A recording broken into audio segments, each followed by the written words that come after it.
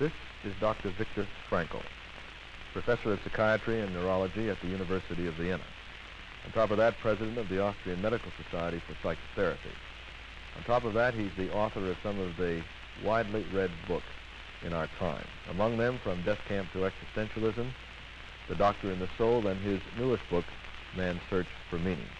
Dr. Frankl from Vienna is here to discuss with us tonight some of the crucial questions which haunt all of us regarding modern man, his troubles, his anxieties, and his hopes for the future. It's been said that there are three revolutions that have come out of Vienna. Adler with his will to power, Freud with his search for pleasure, and now Dr. Frankl, who speaks to modern man wherever he is about the will to meaning. Once I was consulted by an old general practitioner of the outer parts of Vienna, and he told me, Dr. Frankl, I come to see you because of a severe depression from which I'm suffering throughout the last 2 years since my wife died. And I can't get rid of this depression. It's nonsense to approach you, doctor, because any prescription I could make myself.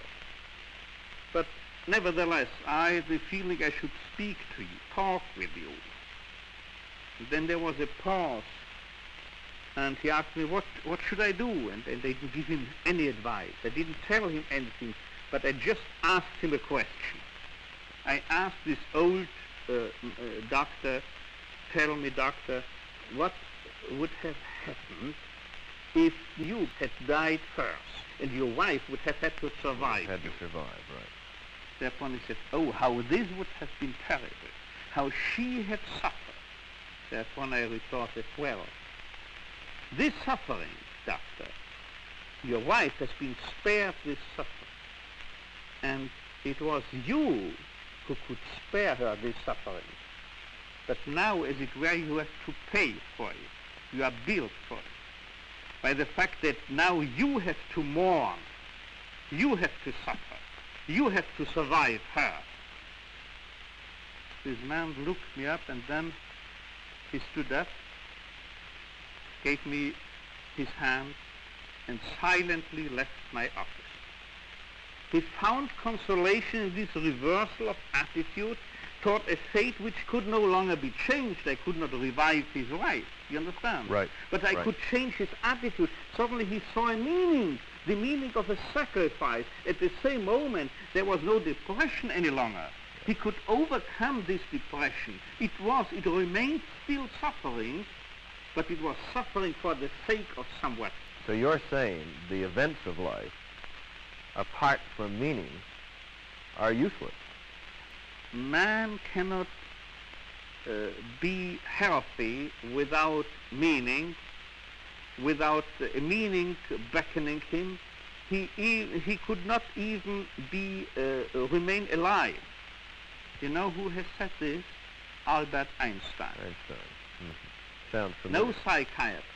Right. And now I think psychiatry should be reminded of this primary motivational force in man. That man is primarily and basically reaching out for meaning. And man must be prepared to endure the tension between the meaning which is in wait for him and the being, the actual being, the actual state of affairs. This gap between what he is and what he should become, what he ought to be, this gap must be endured. And so I would, you certainly want to remind me that the homeostasis principle is prevailing and dominating present-day psychology. That man is a being which just wants to satisfy his drive, to gratify his desire, to fulfill the needs, to follow his drive. This, I believe, is not the actual truth. I think that man is no being in steady quest for maintaining or restoring his inner equilibrium, and for this purpose, satisfying needs and drives. Man is primarily a being reaching out for meaning. And this causes tensions, indispensable tensions. Not a tensionless state of inner equilibrium is what is needed. Right. So let's come back a minute to your case of the older physician.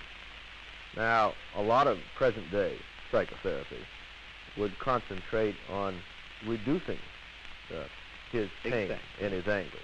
And you're saying you just reversed this and said the important thing is to realize why you now must suffer. That's right. I did not. And this is not say, here's the pill that makes you happy. There exist also psychological tranquilizers. Psychotherapy hitherto has been a psychological tranquilizer. Instead of reducing his pain, I tried to make him able to endure his pains and this is one of the sake of something. And that's one of the sharp differences in your approach to psychotherapy and much of what we see here in the United States. I can't help. No, I'm saying this is one of your basic points. That modern man ought to look to the meaning of his suffering. Could I convey this idea to you? Well, I think you're doing very well. How important this is. And is this one of the ideas that you were able to test out in your own concentration camp experience? In a sense, it was. It was. Because what was besetting the question, the problem which was besetting myself was not as much whether or not I shall survive the camp, but whether or not all these pains, those pains people had to undergo, innocent people had to undergo there, whether all this dying around us has a meaning, an ultimate, a higher meaning or not. For if it had no meaning, I didn't see any meaning even to survival. I wonder if you understand what Oh, yes, I do. You're saying survival is not enough, nor even the basic question. Survival for what? This is not the basic question That's to right. survive. Right. Along with this very basic thought about not having the tranquilizer, but making sense out of suffering and pain, what are some of the other basic ideas which have become a part of your own approach to I would say, people? Doctor, I would say that this teaching body of logotherapy is mainly based upon three pillars, three tenets, three basic assumptions. The first is the will to meaning as opposed to a mere will to pleasure principle according to psychoanalysis, or will to power according to Adler. Right. Secondly, can I interrupt that a minute before you take the second one? Now, doesn't one need a backlog of some interpretation to make an experience meaningful? You see, for you to say to the old man, suffering is a precious responsibility of yours, this you had something that made you give him this interpretation.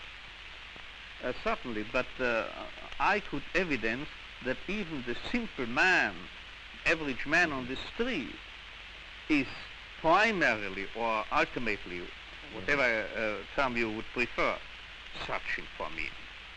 Not in an intellectual way, of course, in a more implicit way. In terms of his own personal involvement and experience in by committing to a cause higher than himself, by dedicating to a person whom he loves. Spiritual aspects and aspirations of man are not primarily intellectual issues, but primarily a matter of one's personal conscience, of the innermost decision, a matter of love, of dedication, of commitment. This is human spirit, but not intellect or just rationalization. I didn't mean to interrupt. One was the will to meaning, as opposed to pleasure or power. Is the meaning of life, which is conceived of within this teaching body of logotherapy in the following manner. Life never ceases to have a meaning, to hold a meaning to each and any person. And this is due to that fact, precisely to that fact I was touching upon before. The fact that even suffering may have a meaning.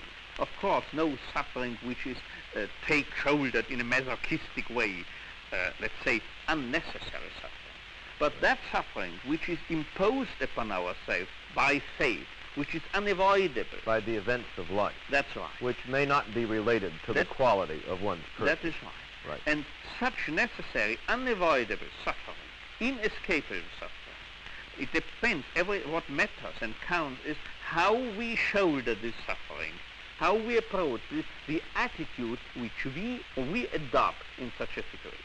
And finally, the third tenet is, after the will to meaning, the meaning of suffering, then the freedom of will. You say this is a chain of links, of interconnected links.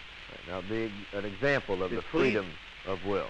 An example that my contention is man is never conditioned by conditions, but he is always free.